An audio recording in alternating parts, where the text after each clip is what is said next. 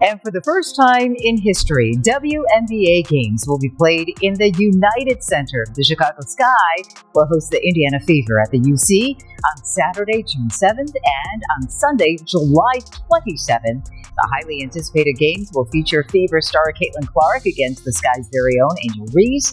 The largest attendance at a Sky game ever happened in 2016 at Allstate Arena with more than 16,000 fans. While the United Center can fit more than 20,000, so more fans can get in on the action. Tickets go on sale on March 11th. Angel Reese wants us to believe that women's basketball isn't about just one player, but the Chicago Sky just served up a brutal reality check. They didn't just move a game, they made history by taking their matchup with the Indiana Fever to the United Center, the legendary home of the Bulls. Martin looking. Here's Clark. She fires. And goal! Wow! And why not because of Angel Reese or anyone else, but Caitlin Clark? And they're going to get the ball up in time. Clark at the 40 piece and walks off with the W. This is not a subtly conveyed message. Rather, it is a neon billboard that is flashing in front of the entire WNBA. It states that Caitlin Clark is the main draw, and even teams that say otherwise are making money off of her star power. Platforms on Tuesday night, making it the most watched WNBA game on ESPN Network since the WNBA debut of the Phoenix Mercury star, Diana Taurasi. Passing Diana Taurasi, what a way to start the season.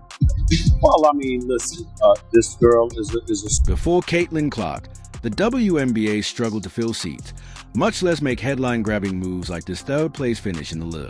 Now, entire franchises are reorganizing their business strategies around her, and Reese and her camp might want to look away because the truth is Painful Clark is a game-changer, and the Chicago Sky just made that crystal clear.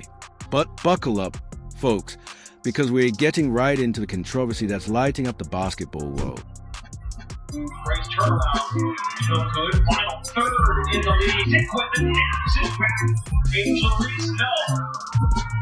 Before we do, make sure to like, share, and subscribe to the channel. We're breaking down the hottest stories with high-energy analysis you won't find anywhere else. Let's be real, the Chicago Sky decision to move their game against Caitlin Clark's Indiana Fever to the United Center wasn't just a business move. It was a statement. It's the first WNBA game ever hosted there, and it's happening solely because of Clark's presence. Angel Reese has been pushing the narrative that she and other players deserve just as much credit for the league's growth. But if that were true, why wasn't Chicago making these moves for anyone else? Welcome back to the Stephen A. Smith Show right here over the digital airways of YouTube and, of course, iHeartRadio. Let me get to some sports items. That's my wheelhouse. I got a few things on my mind, actually. I didn't mention it in my cold open, but I'm going to mention it now, and that's Caitlin Clark herself of the WNBA. Let's get to the WNBA and this sensational rookie from the Indiana Fever who continues to be box office. Clark currently lead the WNBA in average game attendance and per game TV viewership. But despite the attendance and viewership records, there seems to be some haterade in the league in regards to Clark starting with WNBA legend Cheryl Swoops herself. This isn't just about selling a few more tickets. It's about doubling the stadium capacity to meet the insane demand for Caitlin Clark games. The WNBA has had elite talent for years, yet never has a single player sparked this level of interest. Has WNBA changed just because of one player? Is Caitlin Clark... Although Reese's assertions were true, Chicago would not be expanding for other matchups because this is Clark's world and everyone else is simply playing. Take that off, and be that for my teammates. And if I want to be that, and I know I'll go down in history, I'll look back in 20 years and be like, yeah, the reason why we watching women's basketball is not just because of one person, it's because of me too, and I want y'all to realize that. But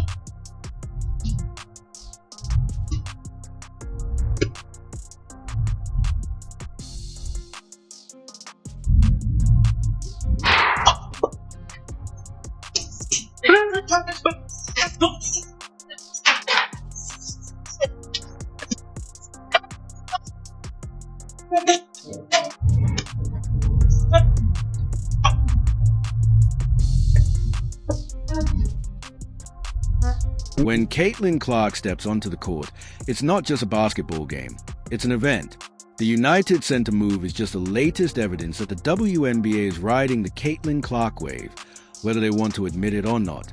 Before Clark, the WNBA's average attendance was around 6,600 per game.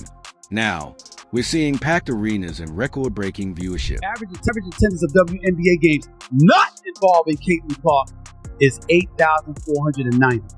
So games that Caitlin Clark plays are averaging 85% more than non-Caitlin Clark games. Just throwing that out there. You need to know. You need to understand these are the kind of things that comes with it.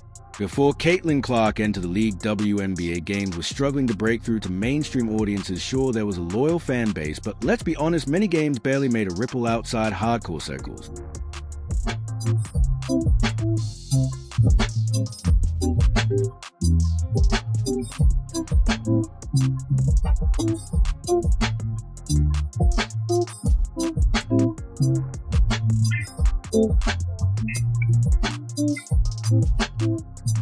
Matches were tough, but they didn't have the must-see factor, and some arenas were empty.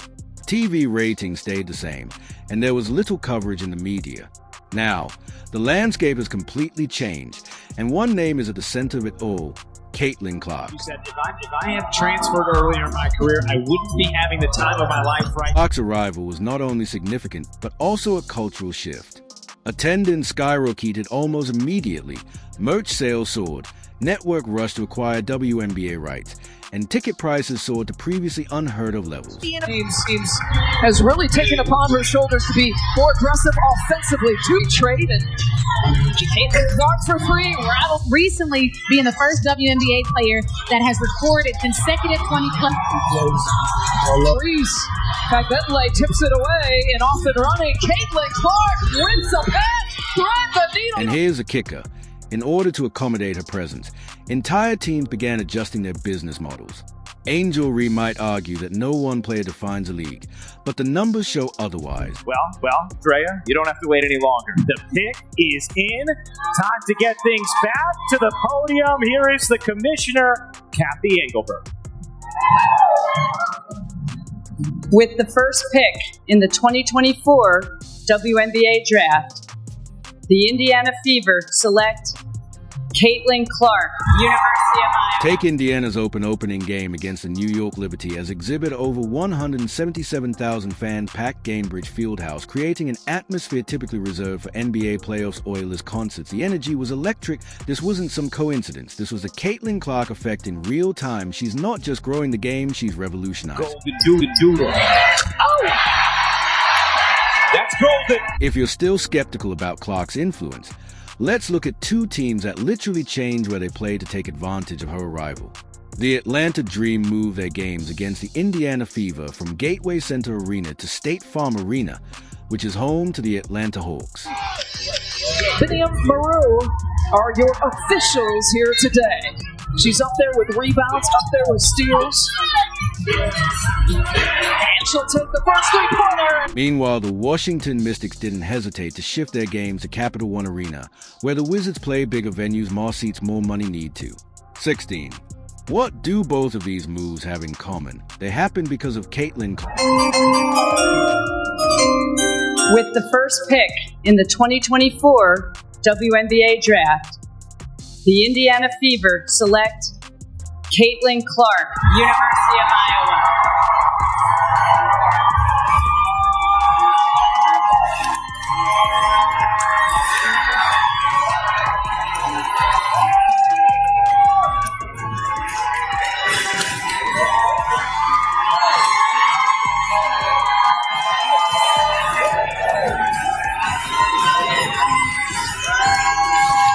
Well, Caitlin Clark hugging her family, her brothers, Blake and Colin, her father Brent, her mother Ann, and heading to... Let's be real, these venue changes aren't happening because of Angel Reese. They're not happening for Adja Wilson, Brianna Stewart, or even GOAT-style legends like Deanna Terasai. They're happening for one reason: Caitlin Clark fills arenas, period.